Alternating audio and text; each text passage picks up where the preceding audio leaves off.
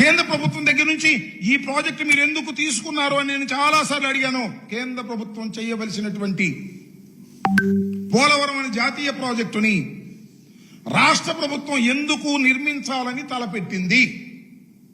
Please సమాధానం చెప్పండి చంద్రబాబు నాయుడు గారు. రాష్ట్ర ప్రజలకు సమాధానం చెప్పండి. మీరు అధికారంలో ఉన్నప్పుడు చేసినటువంటి గొప్ప పని చరితాత్మకమైన తప్పిదం. నెంబర్ 1, చరితాత్మకమైన తప్పిదం ఎందుకు చేశారండి మీరు? ఇక్కడ ఒక ప్రశ్న అడుగుతా. కేంద్ర ప్రభుత్వం ఏముందంటే నీతి ఆయోగ్, రాష్ట్ర ప్రభుత్వం మేము చేస్తామని అడిగింది అందుకని ఇచ్చామన్నారు. చంద్రబాబు నాయుడు గారు ఏం చెప్పారు తెలుసా అసెంబ్లీలో? అప్పుడు కేంద్ర ప్రభుత్వం మన తీసుకోమంది అందువల్ల మేము తీసుకున్నాం అన్నాడు. ఇంతవరకు క్లారిటీ లేదు. కేంద్ర ప్రభుత్వం తీసుకోమందా, మీరు అడిగి తీసుకున్నారా? కేంద్రాన్ని అడిగితేనేమో రాష్ట్ర ప్రభుత్వం అడిగింది కాబట్టి మేము ఇచ్చామన్నారు. మిమ్మల్ని అడిగితేనేమో కేంద్ర ప్రభుత్వం తీసుకోమంది మేము తీసుకున్నాం అన్నారు. ఏంటి కథ? గడ్కరీని వెళ్ళి కలిసామంటారు. ఎందుకు కలిశారబ్బా? కేంద్ర ప్రభుత్వం దగ్గర నుంచి తీసుకోవడం కోసం కలిశారు. ఎందుకు మీరు తీసుకున్నారు? కేంద్ర ప్రభుత్వం చేయవలసినటువంటి ప్రాజెక్టును మీరు తీసుకోవడానికి గల కారణం ఏమిటి? మీరు చెప్పరు, నేను చెప్తా. కొట్టేద్దామని. 1000 కోట్ల రూపాయల ప్రాజెక్టు కదా ఇది. బిల్లులు మనం ముందు బిల్లులు మనం పే చేస్తాం రాష్ట్ర ప్రభుత్వం, తర్వాత కేంద్ర ప్రభుత్వం బిల్లులు ఇస్తుంది. సరే తీసుకుంటే తీసుకున్నావు, ఏ రేట్ల మీద తీసుకున్నావయ్యా? నాకు అర్థం కాలేదు.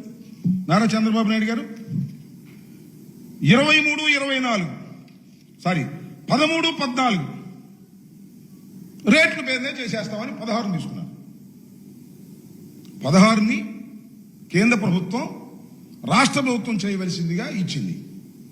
ఏ రేట్ల ప్రకారం? 16వ సంవత్సరంలో రేట్ల ప్రకారం కాదు, 13-14 రేట్ల. ఏంటి కక్కుర్తి? వాళ్ళు చేయాల్సిన దాన్ని నువ్వు చేస్తూ రేట్లు కూడా వెనకటి రేట్లు వేసుకున్నావు. ఏంటి కక్కుర్తి? ఏమి లేదు. కక్కుర్తి అంతా కాంట్రాక్టర్ నీ సొంత వాళ్ళు పెట్టుకోవాలని, సొంత వాళ్ళు పెట్టుకుని దానిలో డబ్బులు కాజేయాలి అనేటువంటి, కరప్షన్ చెయ్యాలనేటువంటి ఒక దురుద్దేశమైన ఉద్దేశం. ఇది మా మీద రుద్దేటటువంటి ప్రయత్నం చేస్తున్నారు మీరు.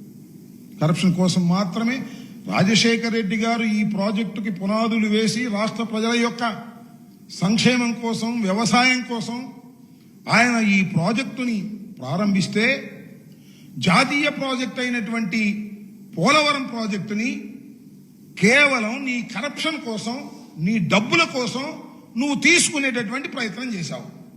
టాల్ స్ట్రైక్ మొట్టమొదటి కాంట్రాక్టర్ కాంగ్రెస్ ప్రభుత్వంలో ఇచ్చారు, వాళ్ళ దగ్గర తీసుకున్నావు. అది చిత్రమైన విషయం అంటే నాకు ఎవ్వరికీ అర్థం కానిటువంటి అంశం, చాలా గొప్ప అంశం. అది ఏమిటంటే, మొదటిగా పనులు చేపట్టిన ట్రాన్స్ట్రా ఏజెన్సీ వారు కోరింది తడువుగా 2014-12 రేట్లతో వాళ్ళ అగ్రిమెంట్ అయితే, ఈయన 15-16 రేట్ల ప్రకారం 1332 కోట్లు ఇచ్చేశాడు. అన్ని రాగానే. ఎప్పుడు ఈ రేట్లు 15-16 రేట్ల ప్రకారం ఇచ్చేసాడు వాళ్ళకి. ఎందుకు ఇచ్చావయ్యా? వాళ్ళే ఎగ్రి అయిందేమో 11-12 రేట్ల ప్రకారం ఈపీసీకి అగ్రిమెంట్ అయితే నువ్వు ఎన్హాన్స్ చేసేసి 15-16 రేట్లకి ఇచ్చావంటే సింపుల్ కదా. అర్థం లేదా? ఎవరికైనా అర్థం అయిపోతుంది. కాంట్రాక్టర్కి ఎక్కువ సొమ్ము ఇచ్చావంటే అర్థం ఏంటి? దానిలో నువ్వు కొట్టేద్దామని. ఇది నువ్వు పాల్పడినటువంటి తప్పిదం. ఇలాంటి తప్పిదాలు పాల్పడటమే కాకుండా ఇట్లా లాభం లేదు.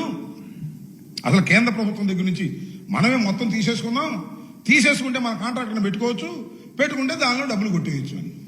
ఇది నీ దురుద్దేశం. నేను చెప్పింది కాదు ఇది. సాక్షాత్తు ఇవాళ మీ పార్ట్నర్గా ఉన్న మోడీ గారు, ఆ రోజు మోడీ గారి దగ్గర నుంచి నువ్వు విడిపోయి మాకు ప్రత్యేక హోదా ఇవ్వటం లేదు, పోలవరానికి డబ్బులు ఇవ్వటం లేదు అని బజార్కి ఎక్కినప్పుడు మోడీ గారు చెప్పాడు ఓ పబ్లిక్ మీటింగ్లో. ఏమని? Polavaram is ATM of Chandrababu Naidu అని.